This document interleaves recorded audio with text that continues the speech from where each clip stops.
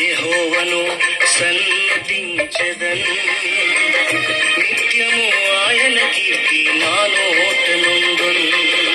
అంతా నా మేలుకే, ఆరాధన యేసుకే, అంతా నా మంచికే. తన చిత్తమునకు తల వంచితే, తన చిత్తమునకు తల వంచితే.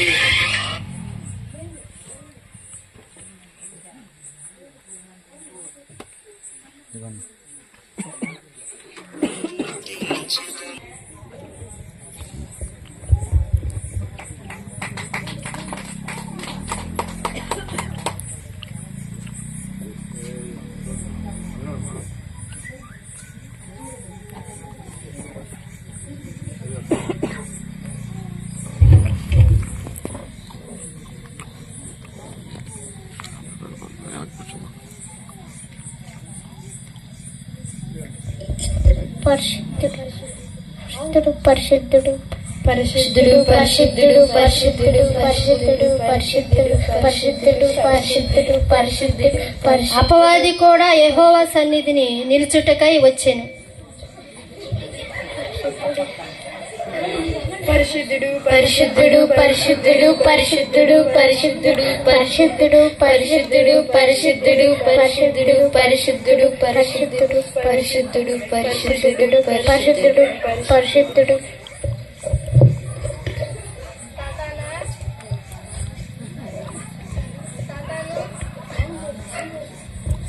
సాతాను, నీవు ఎక్కడి నుండి వచ్చితివి?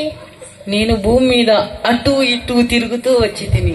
నా సేవకుడైన యోబు సంగతి ఆలోచించితివా?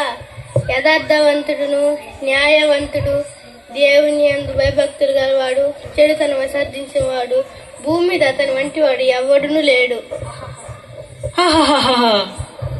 యోబు ఊరకనే నీ యందు భయభక్తులు గలవాడాయనా?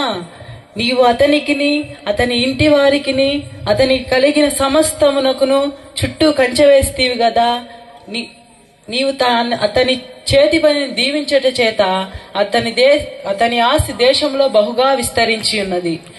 అయినను నీవిప్పుడు నీ చేయి చాపి అతని కలిగిన సమస్తమును మొత్తిన ఎడల అతని నీ ముఖము ఎదుటనే నిన్ను దూషించి నిన్ను విడిచిపోవును. ఇదిగో అతనికి కలిగిన సమస్తము నీ వశమున ఉన్నది, అతని ప్రాణము మాత్రం నీవు ముట్టకూడదు.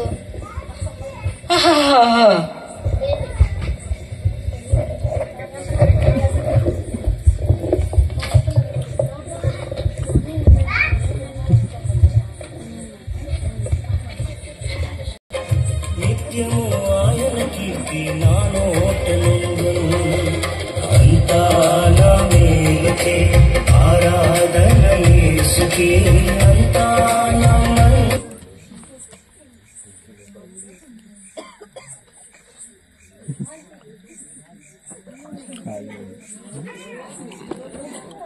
మైక్ అన్న మైక్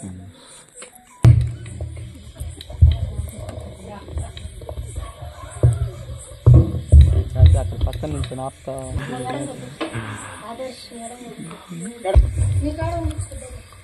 యజమానుడా యజమానుడా, ఆకాశం నుంచి అగ్ని వచ్చి గొర్రెలను పనివాళ్ళను కాల్చేయగా నేను మీకు చెప్పడానికి ఒక్కడనే వచ్చానయ్యా, తప్పించుకొని వచ్చానయ్యా.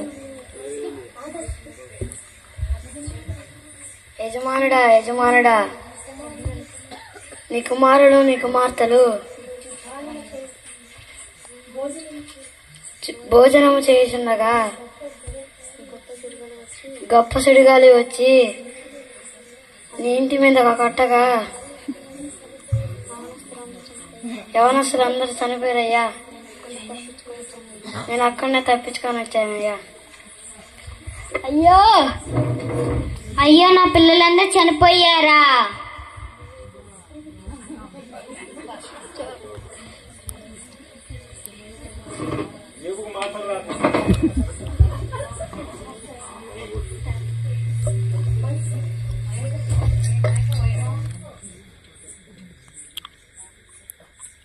గర్భము నుండి దిగంబరిడే వచ్చి తిని అక్కడికి దిగంబరిడే తిరిగి వెళ్ళెదరు. యెహోవా ఇచ్చెను, యెహోవా తీసుకొను. యెహోవా నామముకే స్తుతి కలుగును గాక.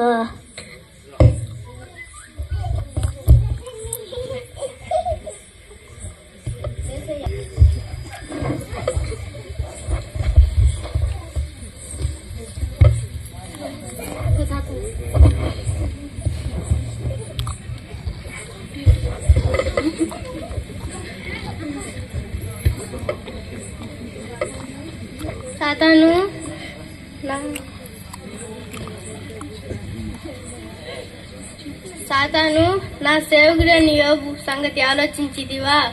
భూమి మీద అతని వంటి వాడు ఎవ్వడును లేడు. నిక్కారముగా అతన్ని పాడు చేయుటకు నీవు నన్ను ప్రేరేపించితివి కదా. అయినను తన యథార్థతను వదలక నిలకడగా ఉన్నాడు. తన చర్మమును తన ప్రాణమును నువ్వు కాపాడుచున్నావు గదా. అయినను నీవిప్పుడు నీ చేయి చాపి తన ఎముకలను తన దేహమును మొత్తిన ఎడల అతడు నీ ముఖము ఎదుటని నిన్ను దూషించి నిన్ను విడిచిపోవును. అతడు నీ వశమును ఉన్నాడు. అతని ప్రాణమును మాత్రం నీవు ముట్టకూడదు.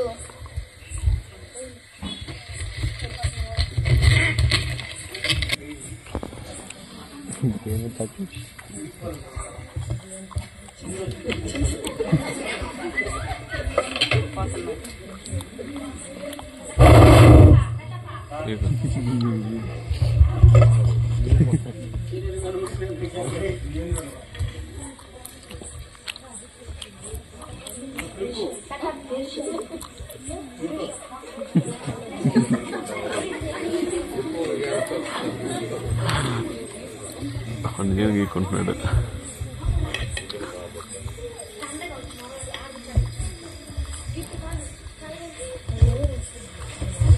అయ్యో, మన ఆస్తంతా పోయింది, మన బిడ్డలందరూ చనిపోయారే. నువ్వు ఇంక నీ యథార్థతను వదులుకుందువా? దేవుణ్ణి దూషించి మరణం అయిపో. మూర్ఖురాల్లా మాట్లాడుతున్నావే. దేని వల్ల మనం మేలు అనుభవించింది కదా, కీడు కూడా అనుభవించాలి. నీ సావు నువ్వు జావు.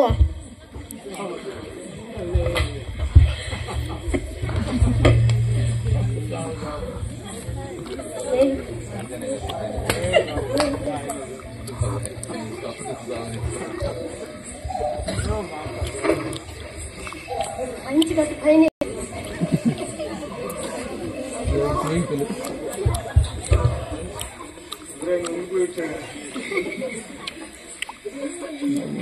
దేవుడైన యెహోవా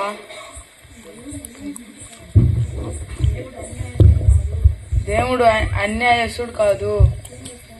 ఇన్ని శ్రమలు నీతిమంతులకి ఆయన ఇవ్వడు.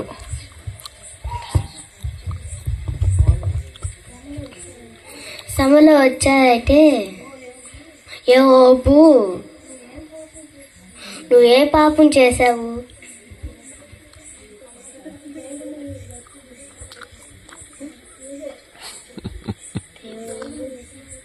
నువ్వు దేవుని బతిమాలుకుంటే దేవుని నిన్ను క్షమించును.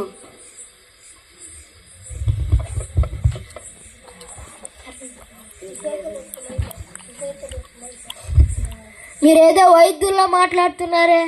మీరు మౌనంగా ఉంటే అంతే చాలు.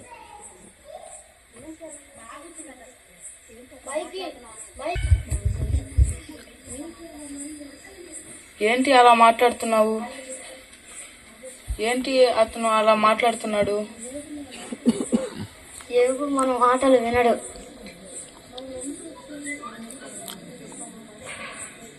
మనం ఎందుకు వచ్చాము, వెళ్ళిపోతాం పద అంటే.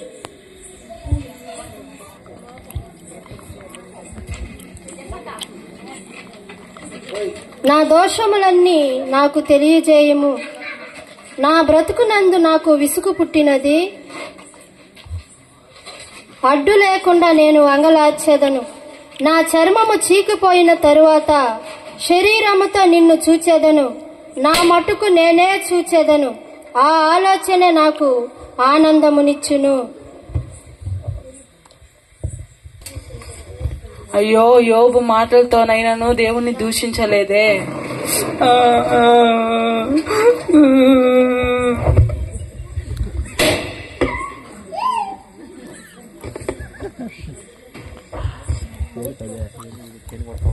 లోకంలో మీకు శ్రమ కలుగును, అయినను ధైర్యం తెచ్చుకొనుడి. నేను నా లోకం జయించినను. లోకములో మీకు శ్రమ కలుగును, అయినను ధైర్యము తెచ్చుకొనుడి. నేను లోకమును జయించి ఉన్నాను. నా సేవకుడైన యోబు ఎన్ని శ్రమలొచ్చినను తన యథార్థతను వదలక ఉన్నాడు గనుక రెండంతల ఆశీర్వాదము నీకు కలుగునుగాక.